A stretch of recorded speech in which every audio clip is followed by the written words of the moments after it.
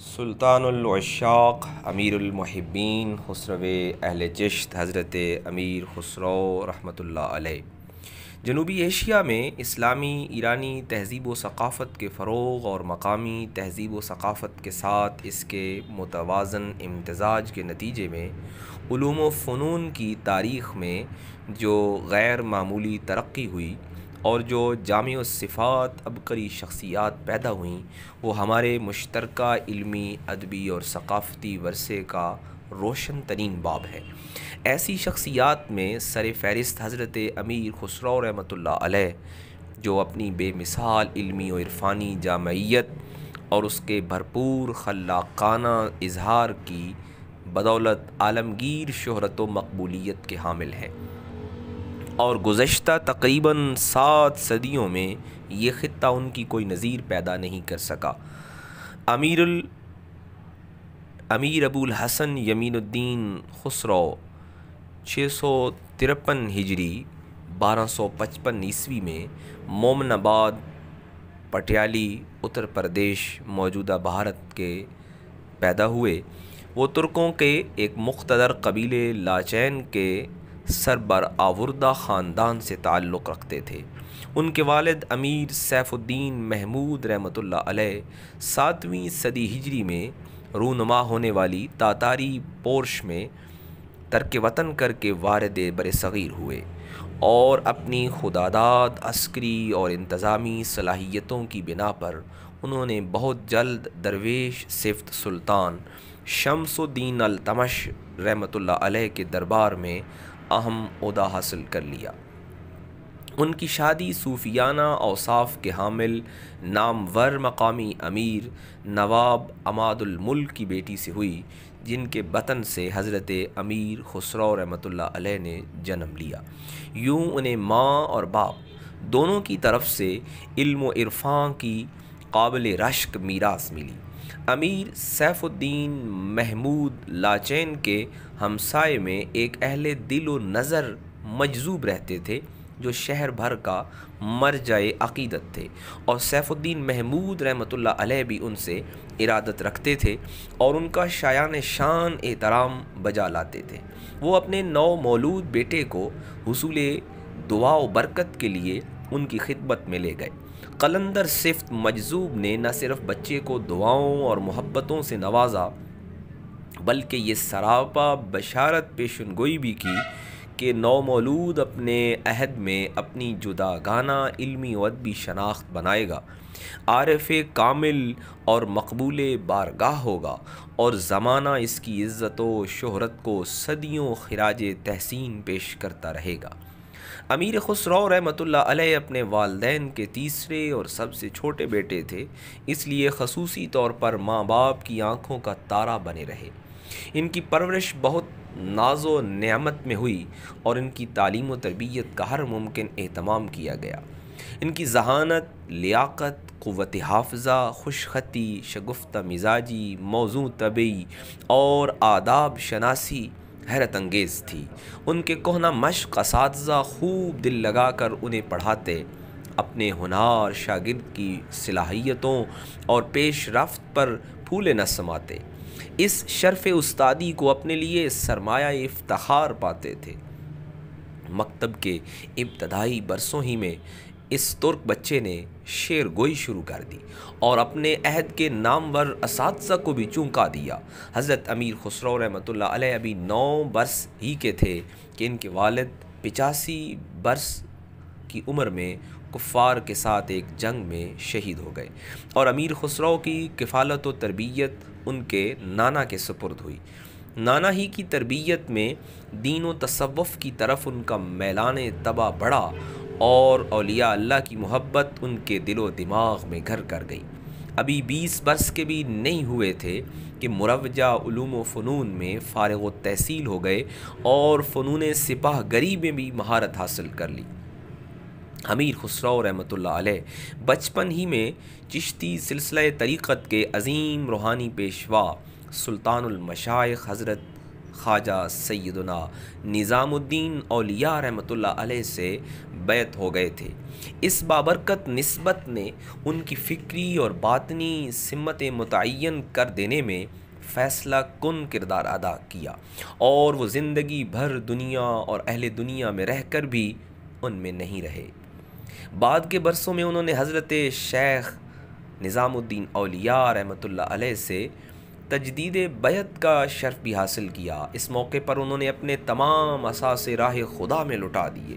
انہوں نے فقر محمدی صلی اللہ علیہ وآلہ وسلم پر مبنی یہ مسنون طرز عمل بھی اپنے عظیم شیخ اور دیگر مشائخ چشت کی تربیت اور برکات کے نتیجے میں اختیار کیا تھا، جنہیں مال و دولت دنیا سے کبھی کوئی رغبت نہیں رہی۔ حضرت امیر خسرو رحمۃ اللہ علیہ کا ایک نادر امتیاز یہ بھی ہے کہ ان کی زندگی کا ہر آنے والا لمحہ انہیں اپنے پیر و مرشد سے اور زیادہ وابستہ کرتا رہا۔ عشق مرشد میں ان کی از خود وارفتگی اور ذوق افروز سرشاری فزوں در فزوں ہوتی ہوئی انہیں اس معراج محبت تک لے گئی جہاں عاشق و معشوق یکجان و دو قالب ہو جاتے ہیں، جہاں مرید کی ارادت و محبت بھی منتہائے کمال پر ہوتی ہے، اور شیخ طریقت کی شفقت و عنایت بھی اوج فیض رسانی پر سراپا اپنے اسیر بے زنجیر پر مبذول ہوتی ہے۔ تاریخ طریقت میں اس کیفیت کی مثالیں بہت زیادہ نہیں ہیں۔ حضرت امیر خسرو رحمۃ اللہ علیہ کو حاصل ہونے والے اعزازات کی مثالیں تو اس سے بھی کم تر ہیں۔ اس مرید کی خوش نصیبی کا کیا عالم ہوگا جس کے بارے میں خود اس کے پیر و مرشد نے والہانہ شعر کہے ہوں، اسے اپنا حاصل زندگی اور سرمایہ آخرت قرار دیا ہو، اس کے سوزے سینہ کے طفیل اپنی مغفرت کی دعا مانگی ہو، یہ فرمایا ہو کہ اگر شریعت اجازت دیتی تو میں یہ وصیت کرتا کہ ہم دونوں کو ایک ہی قبر میں دفن کیا جائے، اور یہ ارشاد کیا ہو کہ کبھی کبھی میں تو اپنے آپ سے بھی اکتا جاتا ہوں، مگر ایسے عالم میں بھی اپنے اس عاشق صادق سے میرا دل اچاٹ نہیں ہوتا۔ حضرت امیر خسرو رحمۃ اللہ علیہ جو بھی لکھتے بارگاہ شیخ میں پیش کر کے گویا اس کی منظوری لیتے۔ حضرت خواجہ نظام الدین اولیاء رحمۃ اللہ علیہ نے ان کی شعری اور ادبی تربیت بھی کی، اور وہ اپنے محبوب مرید کی تخلیقی صلاحیتوں میں خیر و برکت کی دعائیں فرمایا کرتے تھے۔ حضرت امیر خسرو رحمۃ اللہ علیہ کو یہ سارے امتیازات اور انعامات عطا ہوئے جو ان کے صفائے باطن کے بلند مدارج اور روحانی عظمت کی جھٹلائی نہ جا سکنے والی درخشاں دستاویزات ہیں۔ حضرت امیر خسرو رحمۃ اللہ علیہ امراء اور منصبداروں کے خانوادے سے تعلق رکھتے تھے، چنانچہ انہیں بھی جوانی ہی میں شاہی دربار سے وابستگی اختیار کرنا پڑی۔ وہ سلطان غیاث الدین بلبن کے ولی عہد شہزادہ محمد شہید کی خواہش پر اس سے منسلک ہوئے، اور اس کے ساتھ تقریباً 5 برس ملتان اور اس کے نواح میں مقیم رہے۔ انہیں تاتاریوں کے ہاتھوں قید و بند کی صحبت بھی اٹھانی پڑی۔ اس کے بعد وہ امیر علی حاتم خان سے وابستہ ہو کر 2 سال عہد میں رہے۔ بعد ازاں وہ شہزادہ معز الدین کیقباد، جلال الدین خلجی، علاء الدین خلجی، مبارک شاہ، غیاث الدین تغلق اور محمد شاہ تغلق کے درباروں میں اہم عہدوں پر فائز رہے، اور برصغیر کی تاریخ کے اس حساس دور میں انہوں نے اقتدار کے ایوانوں میں رہ کر بہت سے نشیب و فراز بچشم خود دیکھے۔ حکمرانوں سے اتنی قریب وابستگی، منصبی ذمہ داریوں اور دیگر ادبی و سماجی مصروفیات نے بھی انہیں نہ اپنے روحانی معاملات سے غافل کیا اور نہ ہی اپنے شیخ طریقت سے سر منہ دور ہونے دیا۔ حضرت امیر خسرو رحمۃ اللہ علیہ کو ان کے ادبی و شعری کمالات کی بنا پر طوطی ہند کے لقب سے یاد کیا جاتا ہے۔ آپ عربی، فارسی، ترکی اور متعدد مقامی زبانوں میں یکساں قدرت کلام اور سہولت بیان سے شعر کہتے تھے۔ ان کا دائرہ طبع آزمائی کسی ایک صنف سخن تک محدود نہیں تھا، بلکہ قصیدہ ہو یا مثنوی، غزل ہو یا رباعی، قطع ہو یا مستزاد، غنائی ترانے ہوں یا رسائی نظمیں، سبھی ان کی عقلی میں تھیں۔ فارسی شاعری میں ان کے مجددانہ جوہر کا اعتراف اور اس کی ستائش کرنے والوں میں حضرت سعدی شیرازی رحمۃ اللہ علیہ، حضرت خواجہ حافظ شیرازی رحمۃ اللہ علیہ اور حضرت مولانا جامی رحمۃ اللہ علیہ جیسے اکابر عرفاء اور استادان فن کے نام ملتے ہیں۔ ان کی تاریخی مثنویاں اتنی اہم ہیں کہ ان کے بغیر اس صدی کی تاریخ سے آگاہی کا حق ادا نہیں ہو سکتا۔ اپنی سرزمین سے اظہار محبت، اس کے موسموں، جانوروں، پرندوں، سبز و گل اور اس کے بہت سے سماجی رنگوں کی بہترین عکاسی پہلی بار اتنے بھرپور انداز میں انہی کے کلام میں ملتی ہے۔ فارسی غزل کی تاریخ میں ان کا نام ہمیشہ جگمگاتا رہے گا۔ ان کی غزلوں میں درد و سوز بھی ہے، سادگی و لطافت بھی ہے اور بہت دل نشین قسم کی لطافت و شوخی بھی۔ ان کی فارسی شاعری میں حمد و نعت کا مضمون بہت عمدگی سے بیان ہوا ہے۔ اپنے پیر و مرشد کی والہانہ مدح و ستائش انہوں نے تقریباً اپنی ہر تصنیف میں کی ہے۔ امیر خسرو رحمۃ اللہ علیہ نے مختلف شخصیات کے زوردار مرثیے بھی لکھے ہیں جو سچے احساسات و جذبات کی بہترین ترجمانی کرتے ہیں۔ ان کے شخصی کمالات، روحانی مدارج اور ان کی شاعری کی اہم فکری و فنی خصوصیات نے دنیا بھر کے مورخوں، تذکرہ نگاروں اور صاحبان نقد و نظر سے خراج تحسین وصول کیا ہے۔ وہ ان شاعروں میں شمار ہوتے ہیں جن کے بارے میں مختلف زبانوں میں بہت سی کتابیں اور مضامین لکھے گئے۔ ان کی گوناگون خدمات کے اعتراف کے طور پر دنیا بھر میں کئی کانفرنسیں منعقد ہو چکی ہیں اور ان کی تصانیف پر تحقیق و تنقید اور ان کے تراجم کا سلسلہ بھی جاری ہے۔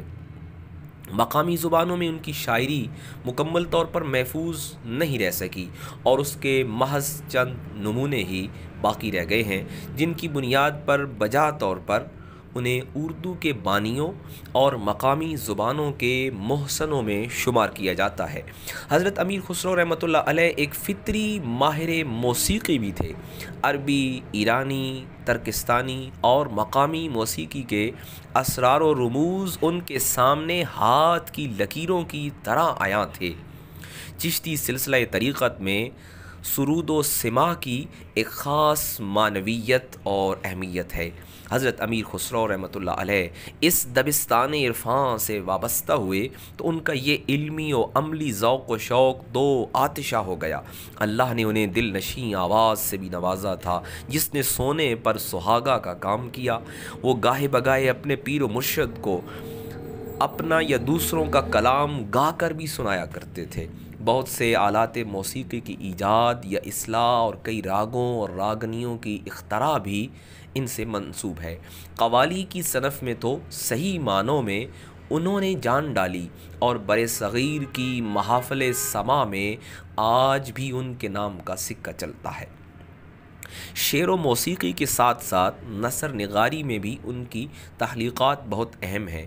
ان کے ایک دیوان غرۃ الکمال کا نثری دیباچہ برِ صغیر میں اصول تنقید کا سنگ بنیاد سمجھا جاتا ہے۔ رسائل اعجاز یا اعجاز خسروی ان کی شاہکار نثری یادگار ہے۔ انہوں نے افضل الفوائد اور راحت المحبین کے ناموں سے حضرت سلطان المشائخ خواجہ سیدنا نظام الدین اولیاء رحمۃ اللہ علیہ کے ملفوظات عالیہ بھی مرتب کیے ہیں۔ خزائن الفتوح یا تاریخ الہی کے نام سے انہوں نے سلطان علاء الدین خلجی کی تاریخ بھی لکھی ہے۔ امیر خسرو رحمۃ اللہ علیہ سلطان غیاث الدین تغلق کے ساتھ بنگال میں رہے۔ واپسی کے سفر میں وہ ابھی لکھنوتی میں تھے کہ ان کے پیر و مرشد رحلت فرما گئے۔ حضرت شیخ اکثر انہیں فرمایا کرتے تھے کہ میری زندگی کی دعا مانگا کیجیے، کیونکہ آپ کی زندگی میری بقا پر موقوف ہے اور میرے بعد آپ تا دیر زندہ نہیں رہ سکیں گے۔ وہ فراق مرشد کی خبر پاتے ہی دہلی پہنچے انہوں نے اپنا مال و اسباب سب راہ خدا میں خیرات کر دیا اور شب و روز اپنے شیخ کے مزار پر رہنے لگے۔ دنیا و ما فیہا سے ان کا دل اچاٹ ہو چکا تھا اور درد ہجر نے انہیں گھلا کر رکھ دیا تھا۔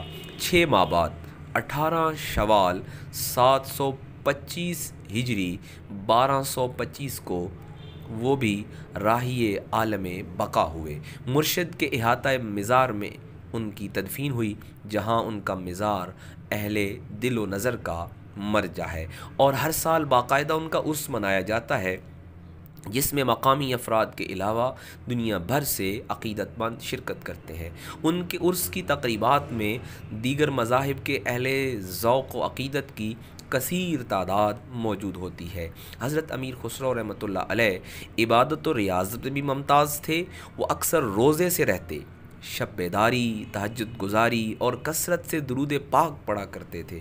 مولانا جامی رحمۃ اللہ علیہ نے نفحات الانس میں تحریر فرمایا ہے کہ انہیں خواب میں 5 بار زیارت رسول کریم صلی اللہ علیہ وآلہ وسلم کا شرف حاصل ہوا تھا۔ وہ خوش مزاج، یار باش، سخاوت پیشہ اور عاجزی و انکساری کا پیکر تھے۔ عوام الناس میں گھل مل کر رہتے اور ان کے دکھ درد میں شریک ہوتے۔ جاہ و منصب اور دولت و حشمت کو ان کے دل و دماغ میں کبھی اذن باریابی نہیں ملا۔ بادشاہوں سے ملنے والے بیش بہا انعامات اکثر و بیشتر مستحقوں میں تقسیم کر دیتے۔ ان کے کئی ایسے مصدقہ واقعات بھی موجود ہیں جب انہوں نے جان کی پرواہ کیے بغیر جابر سلطانوں کے سامنے کلمہ حق کہہ کر اپنا دینی اور اخلاقی فریضہ ادا کیا۔ کثرت عبادت و ریاضت نے انہیں زاہد خشک نہیں بنایا، بلکہ ان کی حاضر جوابی اور خوش طبعی آخر تک قائم رہی۔